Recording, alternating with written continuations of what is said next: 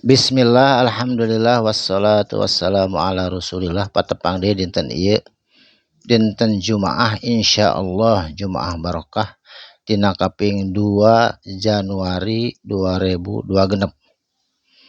A'udzu billahi minasyaitonir rajim. Bismillahirrahmanirrahim. Masih dina surat Al-Kahfi ayat ke-83. Bismillahirrahmanirrahim. Wa yas'alunnaka jeung baka naranyakeun ka anjeun Muhammad saur Allah. Saha nu baka naranyakeun teh nyaeta umat Yahudi, Nasrani jeung umat-umat musyrikin Mekah waktos harita. Baka nanyakeun naon ka Kanjeng Rasul anzil Qurnain tentang Zulkarnain. Saha cenah Muhammad ari Zulkarnain teh? Sabab manehanana terangarana tapi teu apal hikayahna sehingga naroskeun ka Rasulullah. Nya ku Rasulullah dibacakeun waktu harita yen Zulkarnain teh eta teh syuhada, jalmi anu gagah perkasa, jalmi anu aya kakuatan ti Allah kanggo ngaluruskeun agama iman jeung Islam, agama tauhid ka Allah. Zulkarnain teh rambutna panjang dikagigirkeun jiga tanduk kitu. Bari jeung jalmina teh waspada. Mun ayeuna mah nyaeta sapertosna jeger tapi jegerna dina kahadean. Diakui ku seluruh negara eta Zulkarnain teh, utamina di negara Iskandaria di Mesir. Mun ayeuna mah ceuk urang barat mah Alexander. Ta eta teh Zulkarnain jadi pahlawan di dinya waktu sarita. Teras diakui deui cenah ku urang Tunisia jeung Maroko di kerajaan Tunis jeung Maghribi waktu sarita ku anjeunna diakui Zulkarnain teh jadi pahlawan di dieu. Sareng di India oge diakui di Samarkand India, kerajaan Samarkand India waktu sarita diakui yen Zulkarnain oge di dieu pernah jadi pahlawan. Kitu hikayahna Zulkarnain anu ngaambah sabara negara jadi pahlawan kanggo menegakkan kebenaran tauhid Allah Subhanahu wa taala. Kul bejakeun ku anjeun Muhammad saat lu mangka bakal dibacakeun alaikum ka anjeun kabeh ku Kangjeng Nabi Muhammad minhu tentang Zulkarnain zikra supaya jadi pelajaran peringatan pikeun jalma-jalma anu teu apaleun kana hikayahna Zulkarnain saterasna kepridi. Jadi Zulkarnain mah diakui ku seluruh negara bahwa anjeunna pernah jadi pahlawan.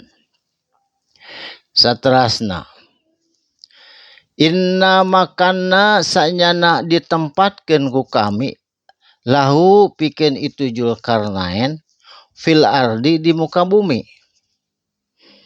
Wa atainahu jeung dipaparin ku kami rahmat, hidayah, kekuatan mingkuli tina saban-saban syai'in perkara sabab jalan keluar. Jadi di negara eta bingung jalan keluar, sababna kitu kieu ku Zulkarnain dibukakeun.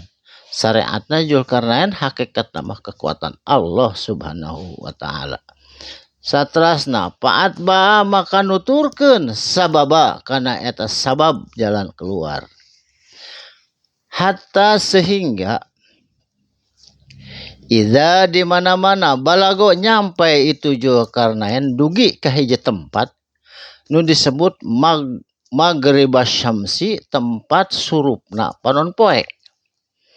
Dina eta tempat teh Zulkarnain wajadaha mangihan ha di eta tempat surup panon poe taghrubu tempat terbenam fi aini aya mata air hamiatin anu hideung kacida. Ongko mata air tapi hideung gitu. Saterasna wa wajada jeung mangihan itu Zulkarnain indaha di tempat eta, di tempat terbenamna matahari kaum anu awam anu teu ngarti kana agama, anu can pernah disentuh agama. Kulna kami marentahkeun atawa kami ngadawuh atawa ngadawuh kami ka Zulkarnain saur Allah. Ya Zulkarnaini, hei Zulkarnain, sok dakwah anjeun di eta tempat. Imma antu adiba lamun ngabangkang ka anjeun atawa nyaram dakwah tu adiba anjeun bisa ngaadab atawa mere peringatan ka eta kaum. Wa imma antatakhida jeung lamun eta jelema teu ngabangkang antatakhida sok canaku anjeun pihima pikeun itu jalma-jalma husna kana kahadean.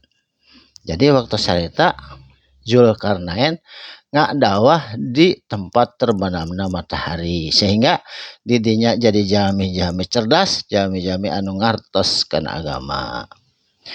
Barakallahu li wa lakum, insyaallah anjing diteraskeun deui dina ayat anu salajengna.